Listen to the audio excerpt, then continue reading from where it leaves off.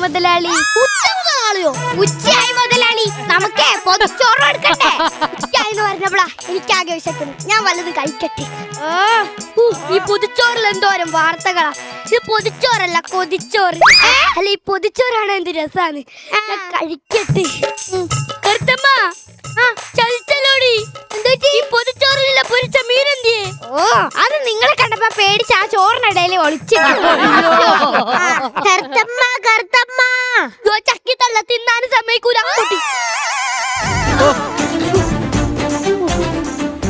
എന്ത് മീൻ കിട്ടിയാ? ചാകര വന്നപ്പോ ഫസ്റ്റ് ക്ലാസ് മീൻ മേടിക്കാൻ പോയതാ, കിട്ടിയില്ല. സെക്കൻഡ് ക്ലാസ്സും കിട്ടിയില്ല. അവസാനം തേർഡ് മേടിച്ചോണ്ട് പോകും.